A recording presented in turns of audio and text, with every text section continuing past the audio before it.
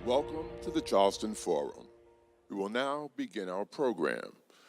Please welcome to the stage, Chair of the Forum's Planning Committee, Mr. Brian Duffy.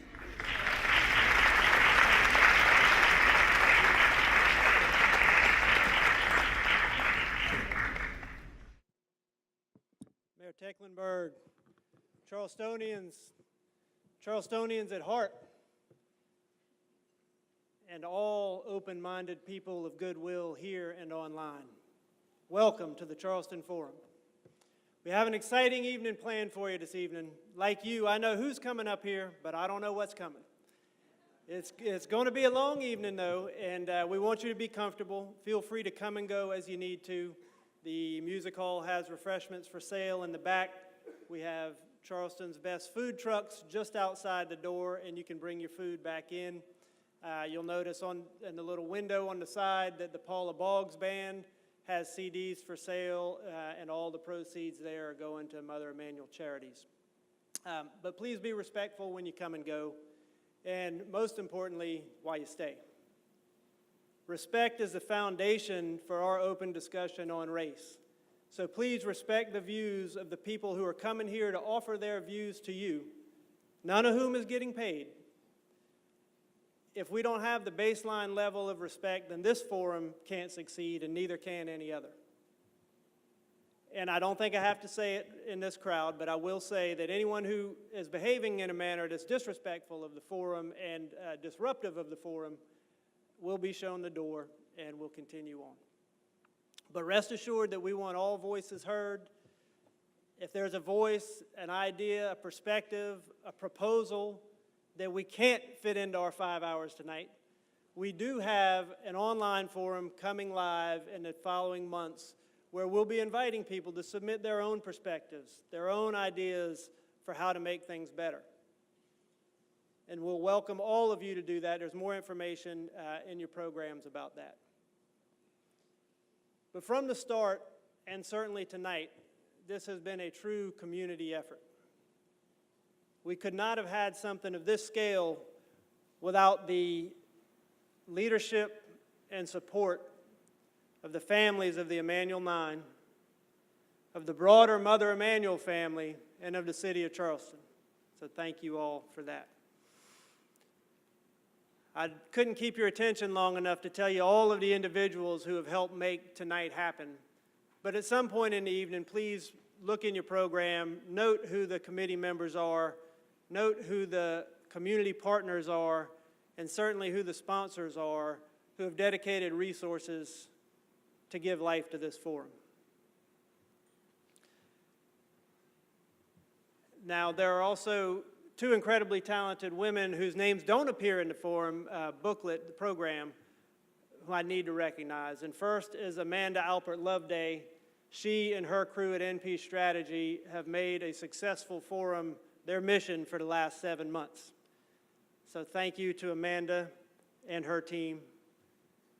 And next is my beautiful wife, Medea, who has offered her energy, ideas, and perhaps more importantly, complete candor to help shape this vision over the last 2 years. Thank you, Medea. On behalf of the Charleston Forum Steering Committee, we want you to be proud to be here, proud to be engaged, proud to stay engaged. And we hope that you find something this evening that you want to champion and that you will champion. And above all, thank you for being here and welcome to the Charleston Forum.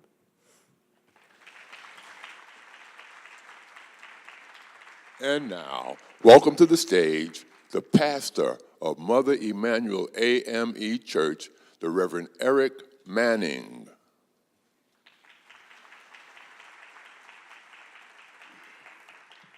Good evening. Let me first say what a tremendous honor and privilege it is for us to be here this evening, to be a part of such a wonderful process and dialogue. As we serve at Mother Emanuel, and we have been able to do so for the past year, we thank God for all that He is doing. But we know that the work is still very much there's still a lot of work that still must be done.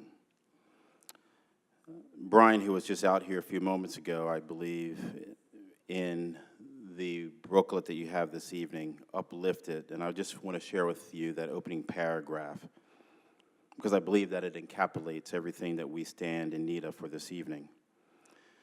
It says, and I quote, "This evening we hope you hear something you don't like.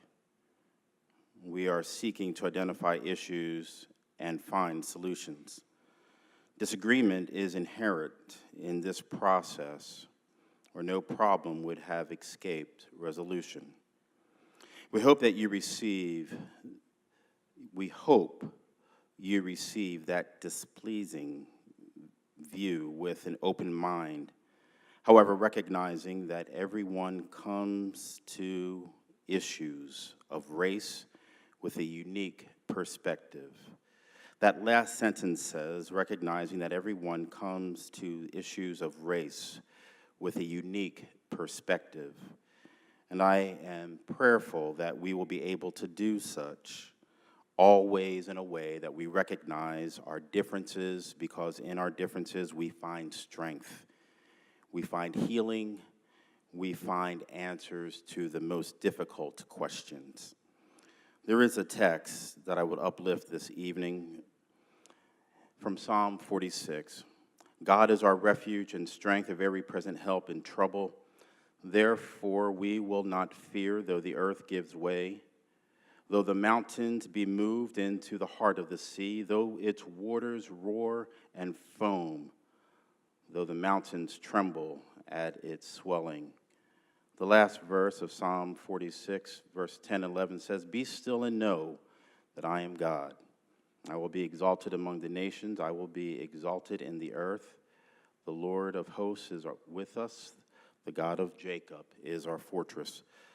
Let us pray. Father, into your presence we come on this evening, thanking you for this day's journey that you have so graciously bestowed upon us. We thank you, Father, for the traveling mercies that you have given to so many who have come from near and far to discuss what are indeed challenging and weightier matters that have seemed to evade many of us in years past and even years present. We pray, Father, that as the discussion is being done, that it will be done in a way which brings glory and honor into your name, that though it may be challenging, that we will find a peace that surpasses all understanding and a comfort in knowing that even though we may disagree, we can still disagree in love. So, Father, I pray that your blessings will be upon this Charleston Forum and the discussions and all those who will come and share tonight, that as they share, that you will continue to give us an ear to hear what your Spirit is saying, and then the determination to press on, to impart or to work through those changes that you have given us. We thank you, we love you, and magnify your name. Amen. Our next speaker is the mayor of our fine city. Please welcome Mayor John Tecklenberg. Thank you very much. Well, that voice. Thank you, Osei. I happen to know who it is, the voice of God.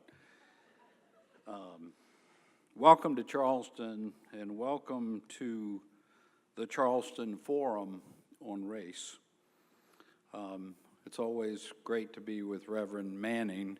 He's an uplifting spiritual leader, and what an awesome responsibility he has to lead and pastor Mother Emanuel Church in Charleston at this time.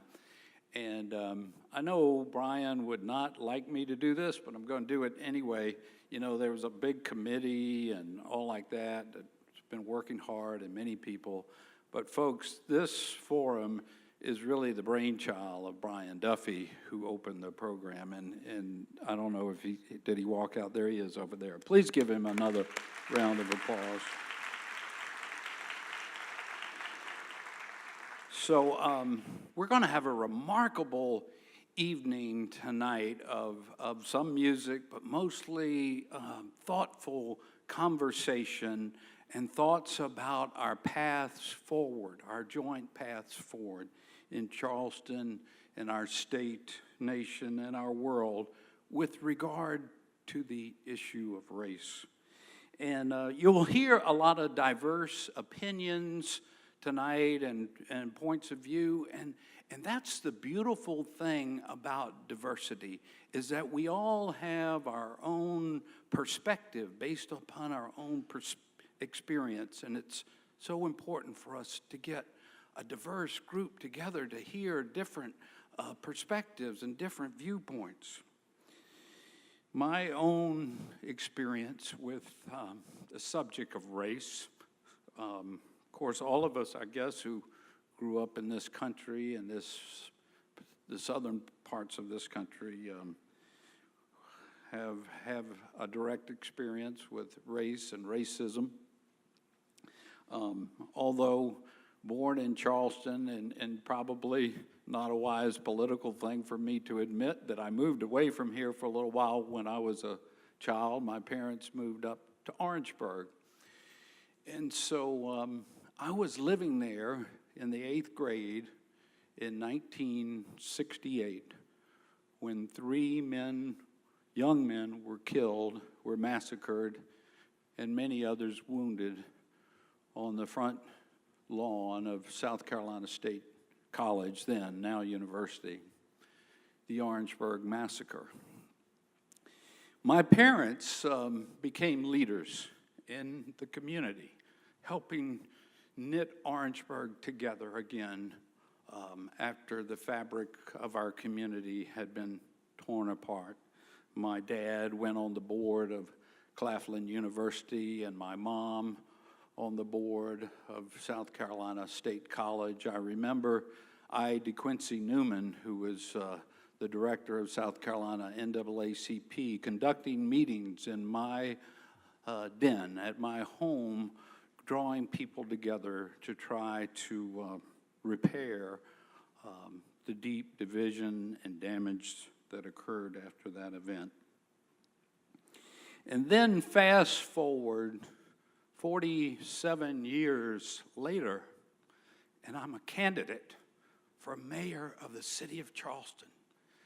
And it was at a time after the remarkable service of my predecessor, having served as mayor for 40 years, and the resounding, gnawing question in our community is, what in the world are we going to do after Joe Riley?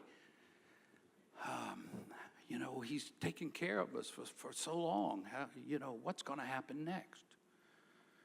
And then on June 17th of that year, the incredible tragedy at Mother Emanuel Church.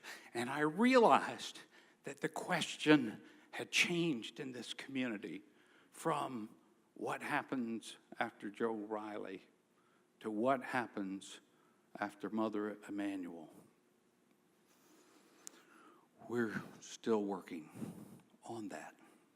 And tonight is an important, thoughtful discussion where we'll have the opportunity to become enlightened on topics ranging from criminal justice to education and other topics. We're gathered here in a common interest, but only by gaining an understanding of these different perspectives and backgrounds and experiences can we create and carry forward a united vision for a brighter future in Charleston. Well, this year we're fortunate to have an incredible lineup of distinguished speakers and panelists who have graciously given their time to us tonight. Thank you for their dedication, and I thank you again for being here tonight, joining us for this thoughtful discussion, but path forward of the actions that this community needs to take. Thank you so much.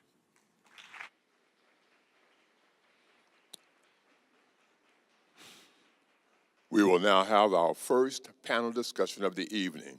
Please welcome the Criminal Justice and Policing Panel's moderator, State Senator Marlon Kimpson, and the panelists, Alia, the founder of Heroes in Blue, retired Tampa Police Chief Jane Castor, State Senator Gerald Malloy, and civil rights activist DeRay Mckesson.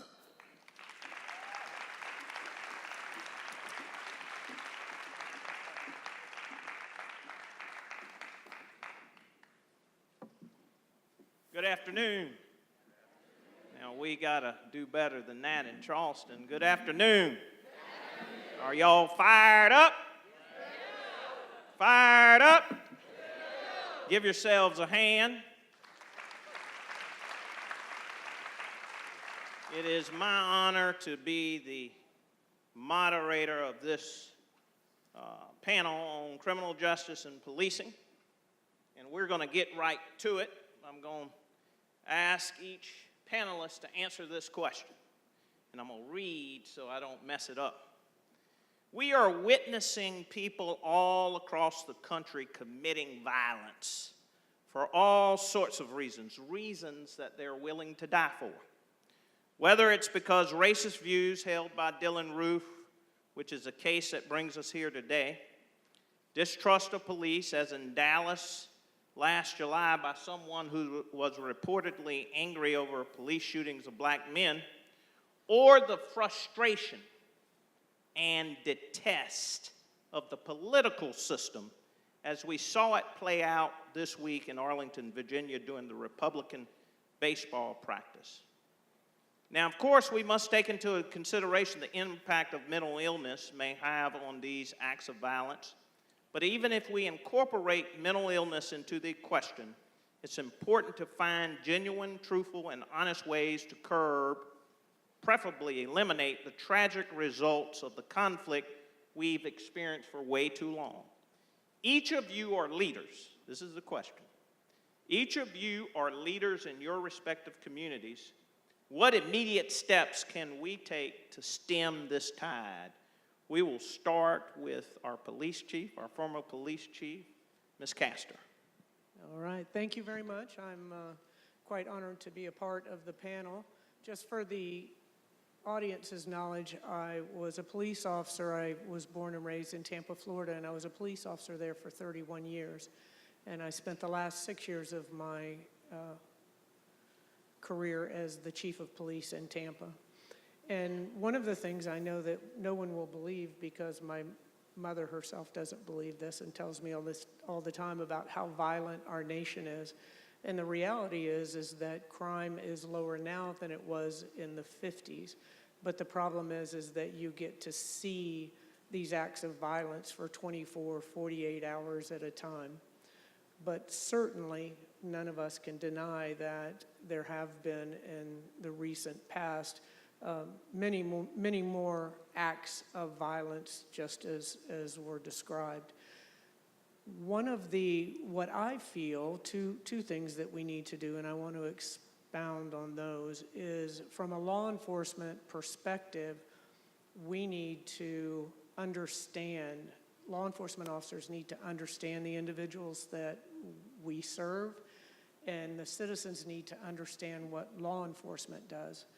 David Brown, the chief in Dallas, is a friend of mine, and I certainly agree with him when he says that we're asking the police to do too much these days.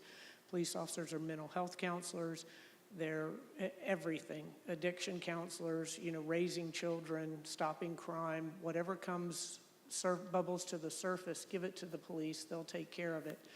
And we are the most visible arm of government. So if someone has an issue with any arm or branch of the government, the most visible representation of that is law enforcement.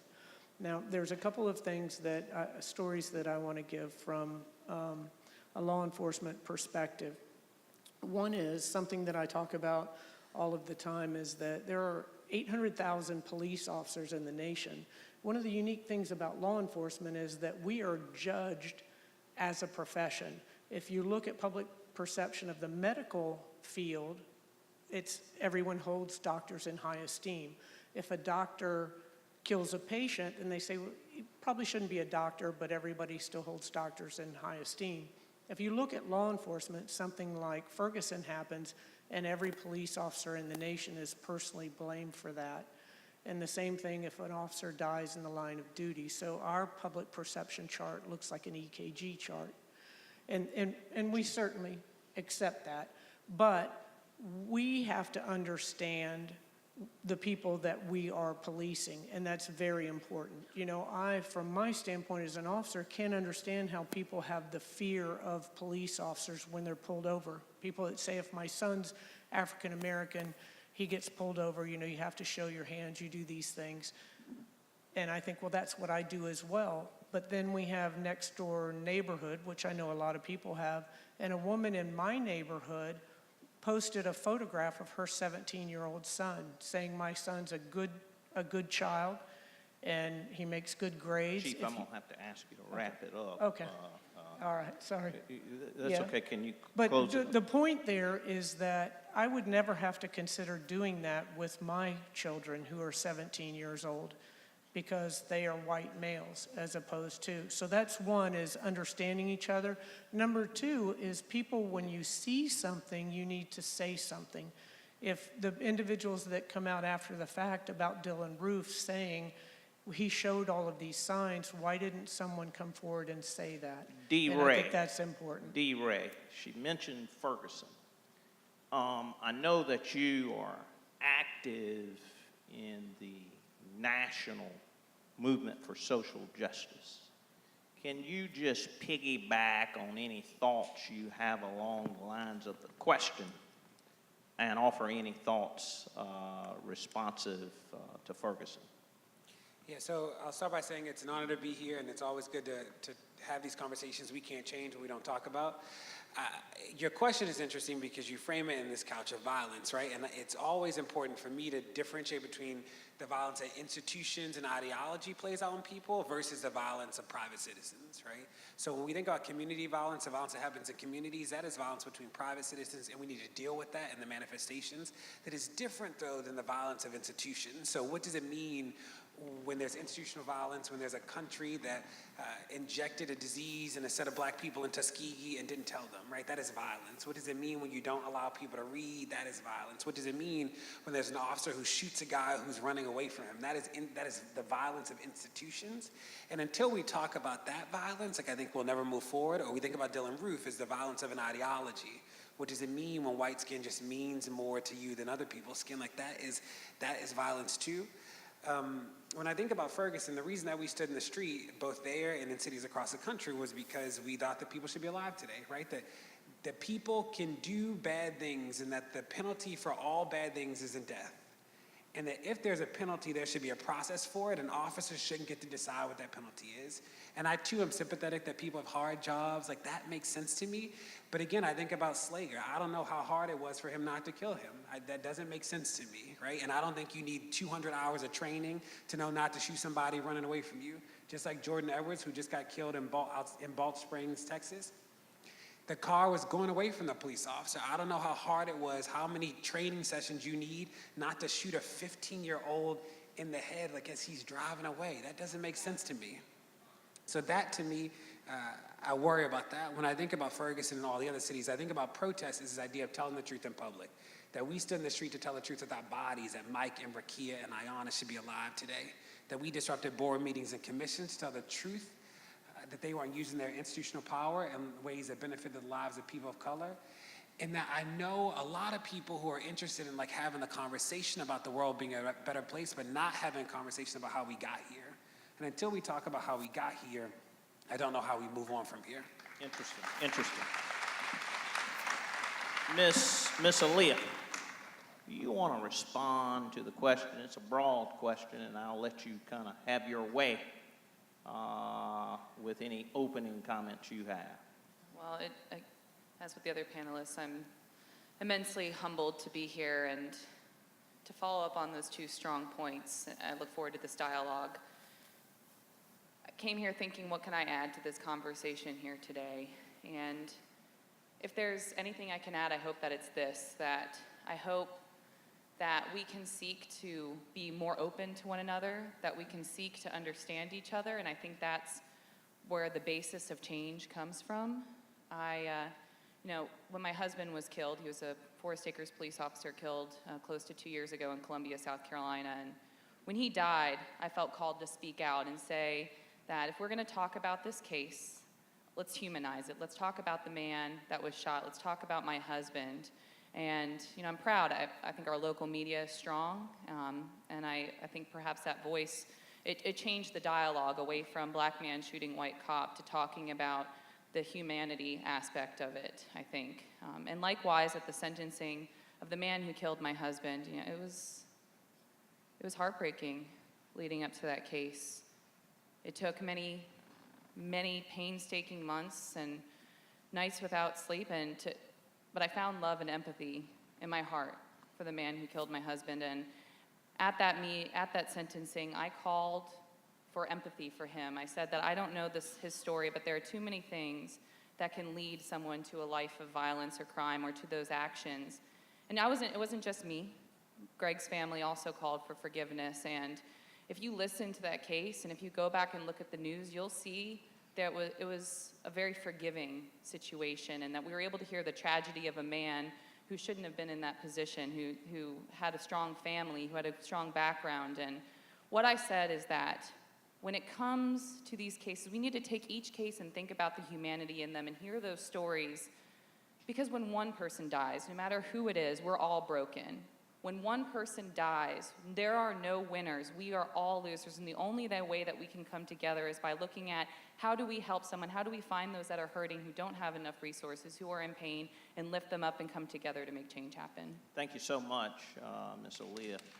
And State Senator Malloy, you want to respond to the question and give any opening comments you might have? Sure, I will. And thank you, Senator Kimpson, for hosting and being the moderator for this event and being a part of this all-star panel. I've had a chance to meet everyone backstage and have followed all of your careers, believe it or not. And I've been in the Senate now 15 years. Many may know that I've represented Senator Pinckney and his family since the terrible tragedy here in Charleston. And I just want to add just a couple of things. I've said this before. During difficult times, people of strong will can make a difference. The first story is sad when something bad happens, but the second story can be quite inspiring when people of like-mindedness will come together to do things for good. It is tremendous that Ms. Alia would take on the cause that she has taken on and have empathy in her heart for her husband's assassin. It is terrific for Mr. Mckesson to take on the issues that's been true to his beliefs in his childhood and his professional life to end up making a difference. And for the chief to have 31 years of police experience to bring her knowledge and wisdom and experience to us. So what we are doing is that we're having a start here, which is the communication. And we have to end up having that talking and talk about hard issues. And it can't be just about the talk, because we've been talking for a period of time now. And my grandfather always said this one thing: do what you do. And so if we all do what we are doing and take one step up to do it better, to end up making the opportunity to help someone else, I think we can end up making it better. In my situation and the Senator from Charleston's situation, we got to have communication in our world. He says, what can we do? We got to do it in the political way as well. And that means that we got to talk across the aisle, that we got to have bipartisan solutions, that we got to have work that continues, that we got to take the P out of politics and out of party and put it into people, because the people are the ones that actually matter. And when we start seeing that if it affects anyone, then it affects all of us. And so I think that from this conversation that we'll start, and we only have a little bit of time, I think that there are some nuts and bolts that we want to get into.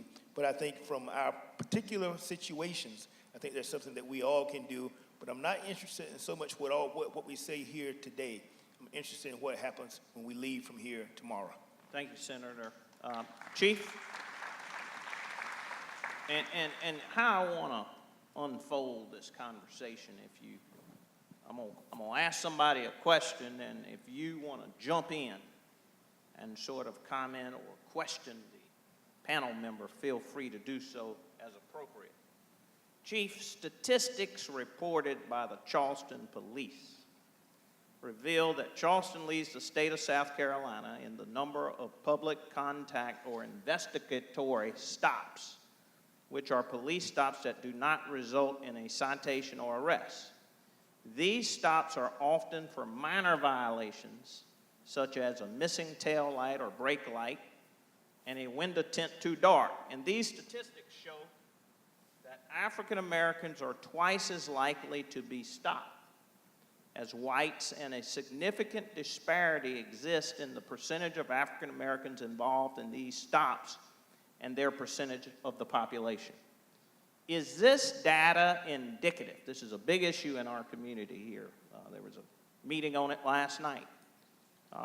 Is this data indicative of racial bias in public contact stops, and do you think it contributes to the fear and mistrust between the black community and the police? Say yes to the end, that definitely contributes to the fear in the community. To say that is, and I would bet that those stats hold true throughout the United States, not just in this area here. But it's a little more difficult of an issue to say that it's indicative of racial profiling. Does racial profiling go on? Yes, it does.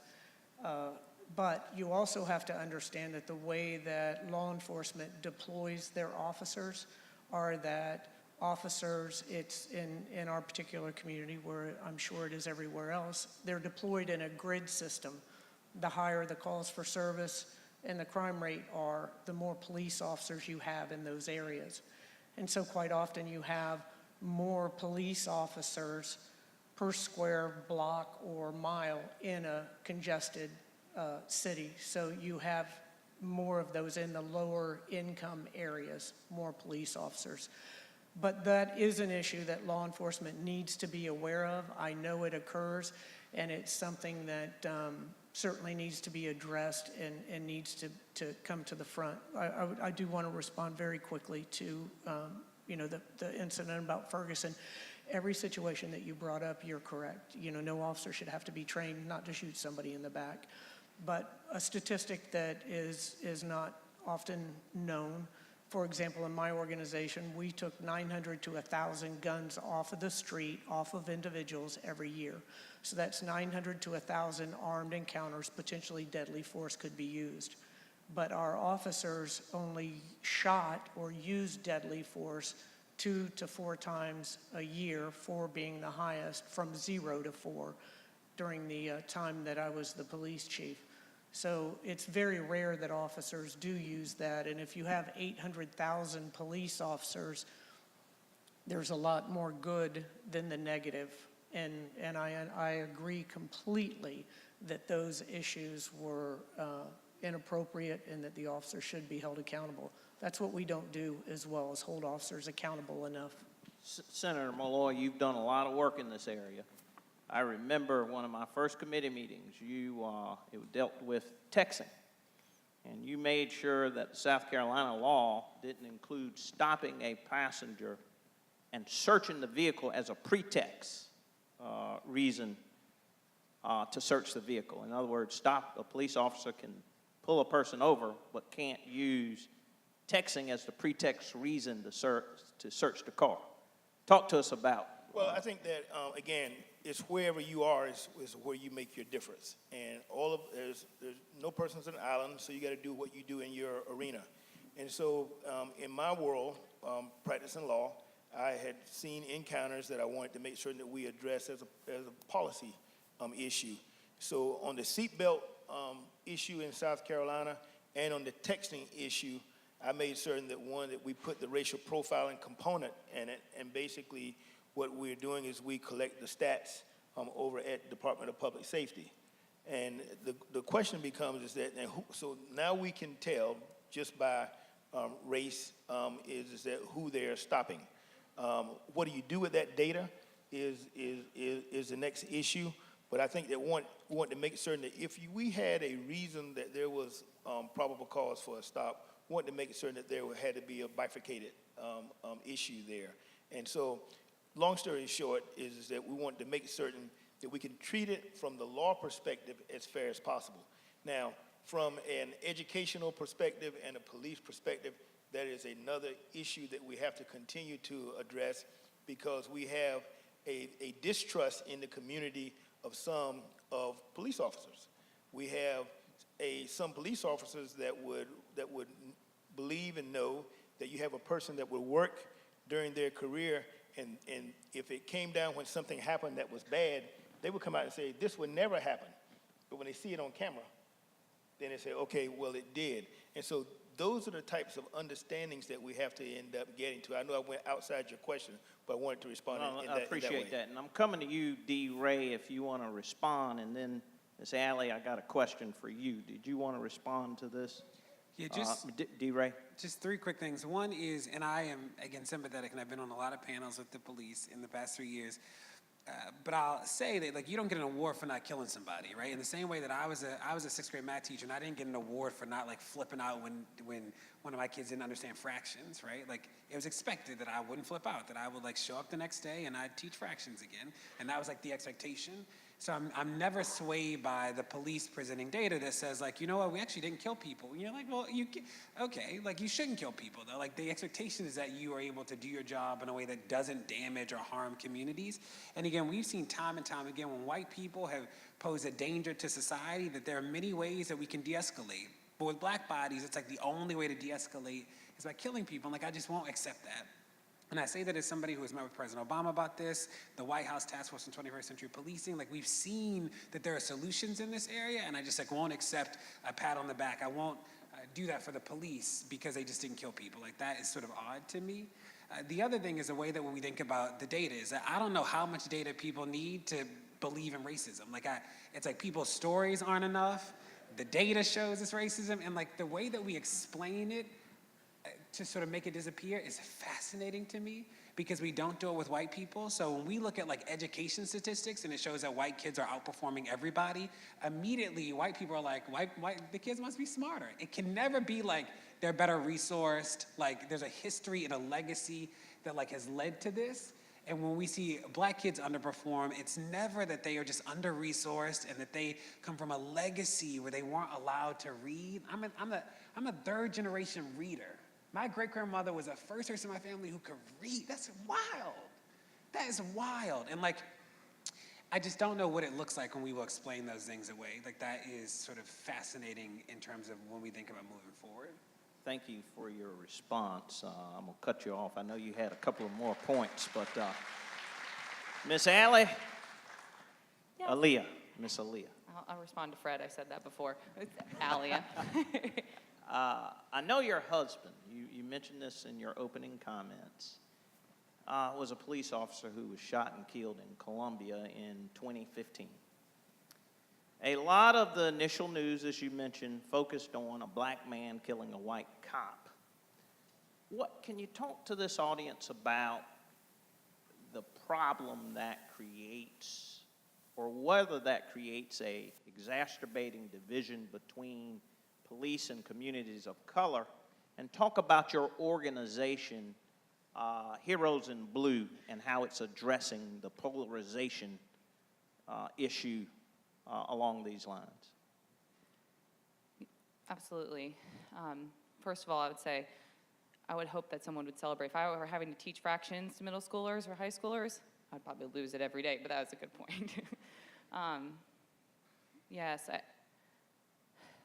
when you pay attention to news stories, it seems so quick, and I don't blame the news for this. I think that we as people are just as much to blame for what the news narrative is saying, because it's what we say in our posts when we share them. It's in our narrative when we're talking to people, when we're texting, and the stories that we are sharing and clicking on. And it seems that they are the ones, what I would challenge is I think that they are the ones that further reinforce what we already believe, or further enforcing our own personal rhetoric.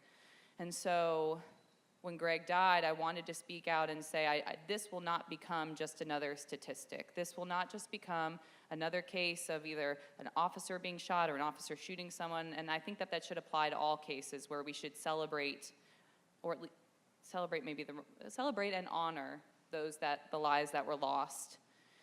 And so through our organization, I proposed the hashtag Heroes in Blue at 3 a.m. the night after my husband died in a Facebook post, and called to bring awareness to the positive things that happen every day. My husband said in our kitchen one day, he said, Kassy, for every one negative story you hear every day, there are thousands of positive stories every day that go unnoticed. And that's where Heroes in Blue came from.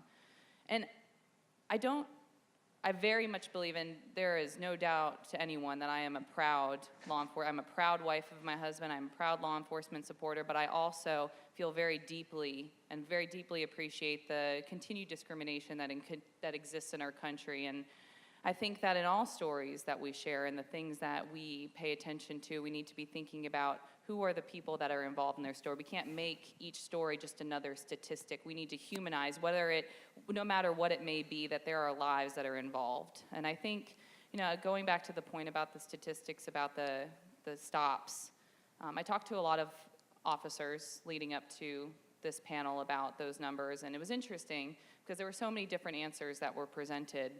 And what that said to me was that those numbers the issue is complex. But underlying it, I think one of the big things that stood out to me is thinking about how those statistics relate to other disparities that exist in our community, disparities related to poverty, crime, lack of education, lack of health care. There's so many continued disparities that exist. And if we can come from a place that assumes that police included want to help and are here to serve, then we can come together to say, okay, well, let's come together about how we resolve these issues and disparities. And that's something that we're trying to do through our Compassionate Acts program, is provide police officers with the resources when they see a need or have an idea of how to build and better our community, that we're gonna fund those ideas. What did you learn about your husband's killer? What do you, learn about it? What do you mean? Yeah, well, in the summary you sent me, you indicated that you spent some time trying to reconcile why he would do something like this and learning about him. Yeah, it was, so where it stemmed from was we were asked to give our recommendation for sentencing, which I think is a miserable thing for anyone to have to do, to have to think about what you would want for someone else's life is a miserable, heart-wrenching thing. And my husband lived for 32 years and he died one day, and everything revolving around that case was focused on that death. And I got through his death in a large part by not thinking about Jarvis Hall, the man who killed my husband, and by having to think about sentencing, I had to think about him. And I remember I was driving one day, was following a really tumultuous meeting, and I was like, how am I going to, it looked like it was going to be a long trial, and which broke my heart, and I was like, how am I going to be in that courtroom every day, perhaps for months or even years on end, over and over again, and go home and love my son and be a good mom? And I had to stop and think about Jarvis Hall. I had to think about what are the different situations that could have put him in this place, and it is true.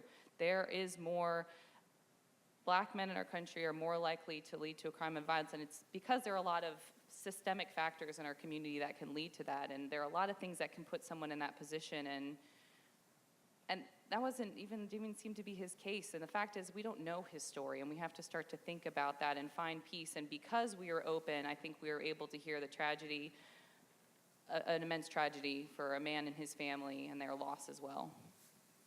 Senator, thank you. Senator, I want to come to you now. Now, you chair Criminal Justice Division of the National State Legislative Conference, all the state legislators across the country. In the 80s, many critics of the American criminal justice system complained that the penalties for the possession of crack cocaine, a drug most often used by poor blacks, were much harsher than the penalties for possession of powder cocaine. Thus, in August of 2010, the President signed the Fair Sentencing Act, which eliminated the 5-year mandatory minimum prison sentence for the possession of crack cocaine. There has been a rise in opioid addiction. There has been a rise in opioid addiction facing the nation and facing epidemic proportions in South Carolina, and rightfully so. We are seeing an immediate response by our leaders to push for rehabilitation versus incarceration. Do you find the emphasis on rehabilitation for opioid users and not the people who abuse crack as somewhat of a contradiction.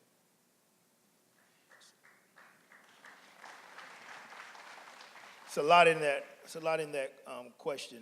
I think that, let me give you just a bit of background, is that we did have the Criminal Justice Task Force in South Carolina. It was started in 2006 by then Senator Glenn McConnell, who's now president of the College of Charleston. We also did have the sentencing, omnibus sentencing bill in 2010. It all started in the 1980s when there was, in our country, a declaration that there was a war on drugs. And so what we know is that the war on drugs did not work. What we did was we incarcerated people at an alarming rate, and we are filling up our prisons. And so at that point in time, now is that we get to a couple of factors. One, politics is about priorities.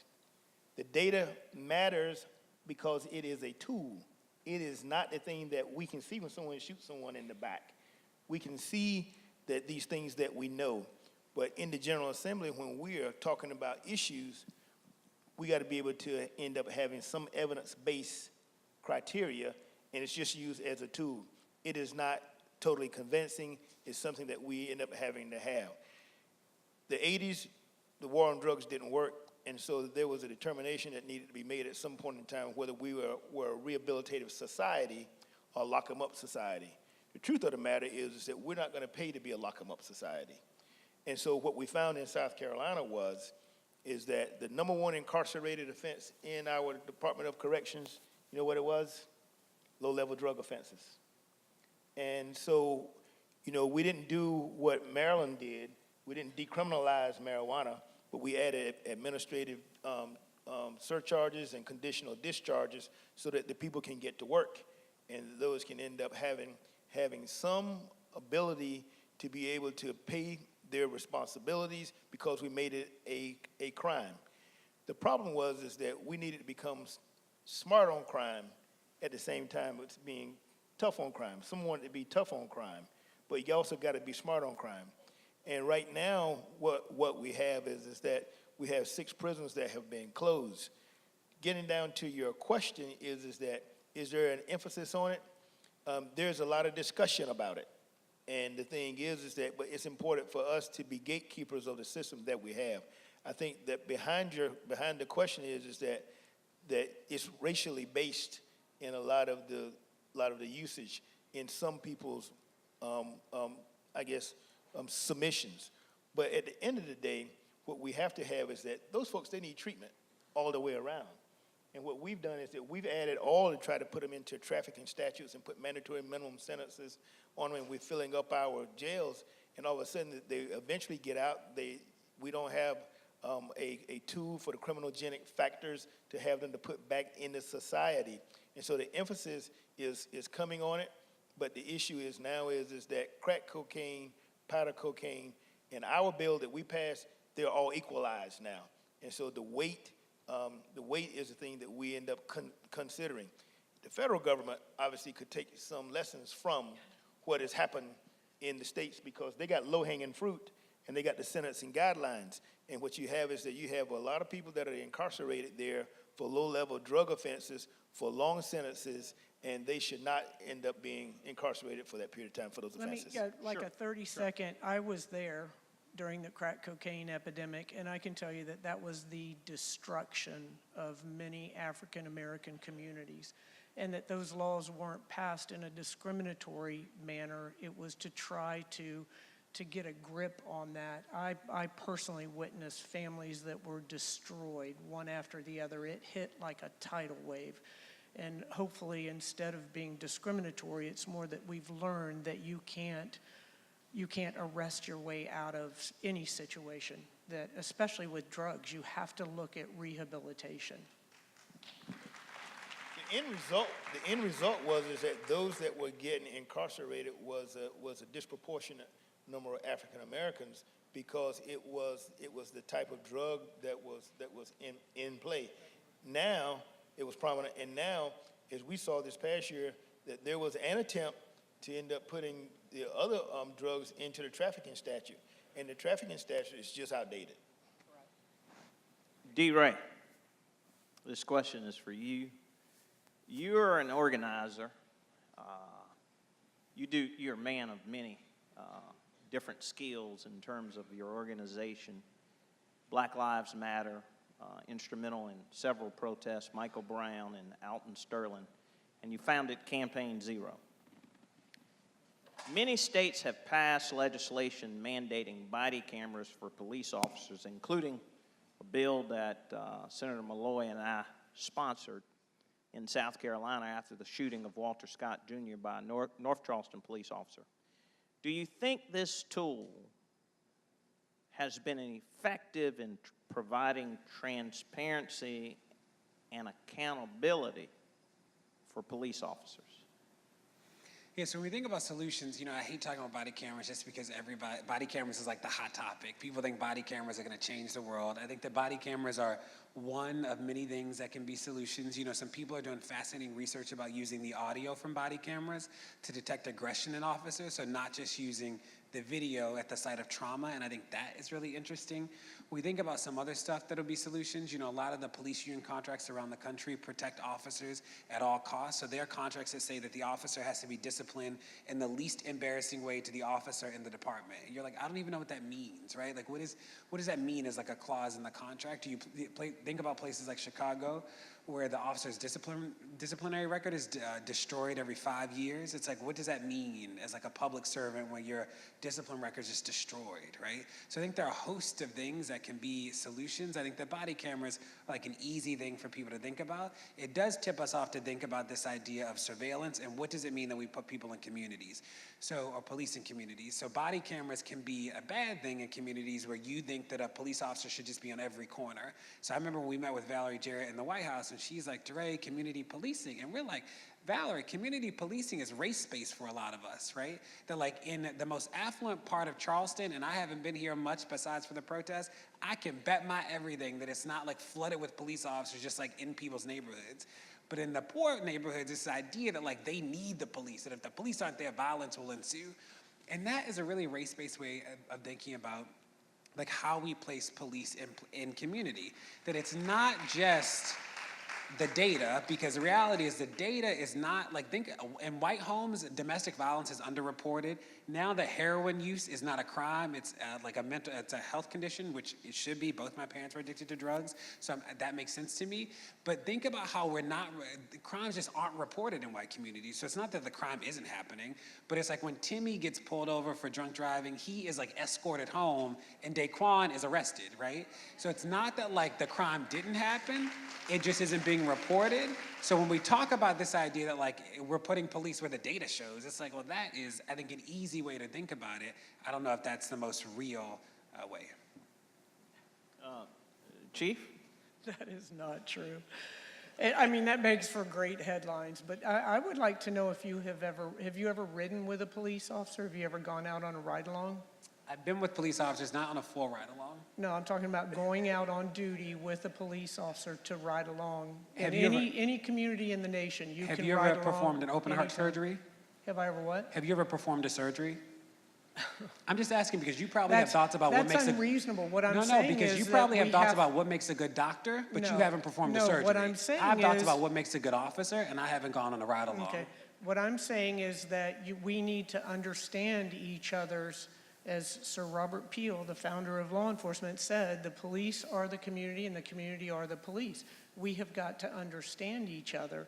And to say that, am I a surgeon? If I ask you to go on a ride-along, I think is a little bit out there. No, but you're asking just this idea to that, like, understand if I what don't- police officers do. That if I have not done that experience and I don't have a right to have an expectation for it, and when I'm saying that you probably expect your doctor to perform a certain way, No. and you But don't I have expect my expectations for your officers doctor, to well, that is understand- I expect incredible. my officers to understand the community that they're policing, to understand what is important to them and to understand what standards they want upheld in that particular community, and then to do that. And to say that the data is skewed, it's not. It's the 911 I think calls that's that easy. come in and Senator- the crimes that are reported. Senator, That's how officers we're are talking deployed. about body cameras. Well, I have and your- to, I think that body cameras are a useful tool.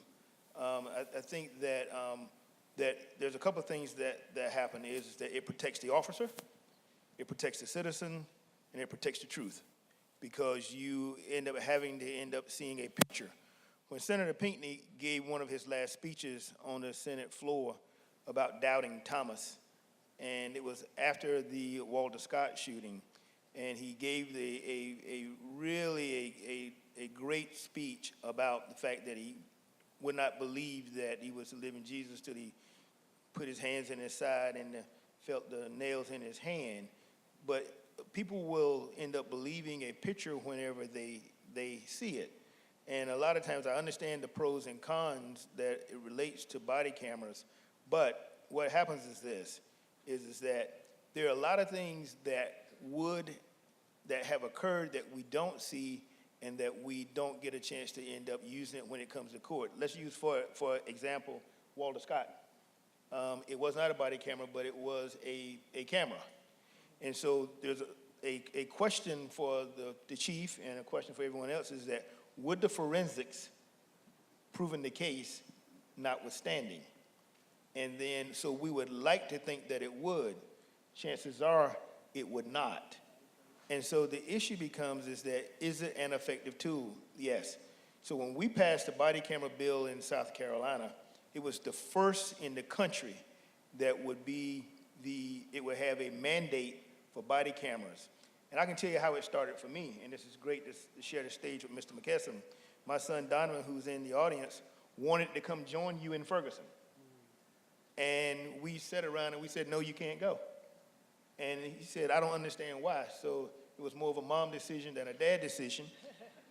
And it was that, you got to fight this battle from where you are. And so what we did then is that we said, we're going to fight this battle in the State House walls. So we filed this bill for body cameras. Basically, when this case down here happened, then it started moving along a little bit quicker. Here's the issue, though, and this is where it comes from. There's a lot of issues that relates to it. You got to fund it. People talk about that. In South Carolina, we put $2.4 million of recurring money in it. We put another $1 million in for non-recurring. This past year, we had about $13.5 million in requests, but we only had $5.8 million that was given out to it. And so what we do know is that complaints go down, okay? And what we do know that there is a safety mechanism. Is it the catch-all of everything? Sure. No, it's not. But it is a tool. We got to wrap this up. So we want to start with Ms. Alia. 2 minutes for a closing. Any thoughts you want to have to share with this audience? Oh boy, 2 minutes to reflect on all this. Pretty incredible. Yeah, as we were talking about this body camera issue right now, just to start from there, I'm not a police officer.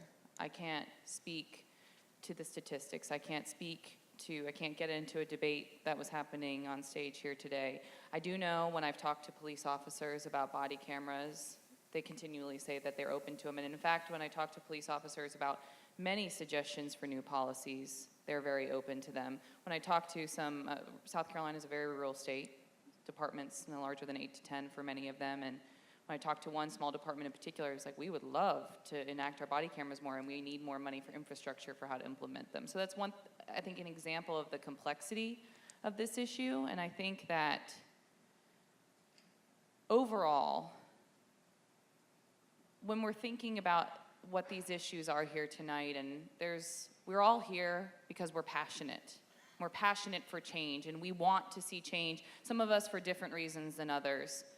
And when we call for that change, I hope that we can pause and think about the complexity of the issue, whether it's body cameras or statistics or someone who died that you hear of in the news, and because how we think about them and how we share those stories creates effects of how people respond. So when we advocate, I could keep going. So you get me on a roll, but I guess that's my closing statement, is that I hope that if anything, and I'd be happy to talk to anyone more about, I have so many different examples of experiences from both sides of how that impacts people, but just pause and think and challenge yourself to go outside of your comfort zone to really hear from someone who may be different from you, even if it hurts. And even if you come away with still your same opinion, it will come from a respectful, loving place. Thank you so much. DeRay? I'm reminded that we are in the street because we felt like we had to be in the street, that we tried everything. We voted, we went to the meetings, we called people ran for office, and it didn't work, right? Or it didn't have the desired impact that people wanted it to have. So the street was the last place for us to force people to have a conversation that they were choosing not to have. And we would love not to be in the street. We're in the street in response to violence. So we believe that we should live in a world where there's no violence. We're in the street because there was violence, and I'm mindful of that. We also know that the world doesn't have to be this way, that the world is this way because people chose for it to be this way, and that's important to understand because that means that people can choose for it to be a different way.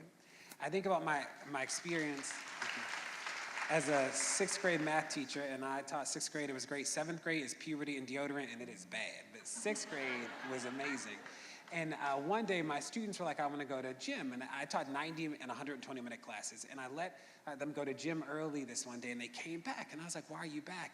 And I realized in that moment that they were in love with the idea of gym more than the work of gym. And I say that because in this moment, people are more in love with the idea of resistance and the work of resistance. And my push to you is like, where are you in the work, right? Like, what are you putting on the line to make the world a different place? And that people think that the history of injustice in this country began with the Muslim ban, and that is wild to me, right? This country was wild way before the Muslim ban. So we need to fix the Muslim ban because the Muslim ban is bad. That is not going to cure all the ills of racism in this country. So what has been interesting about this Trump era for people is that white people now are starting to understand that this implicates them too, right?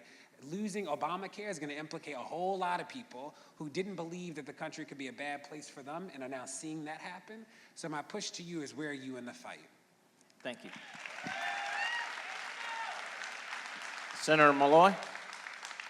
I want to thank the sponsors again and thank this great panel for being here and having this discussion to start.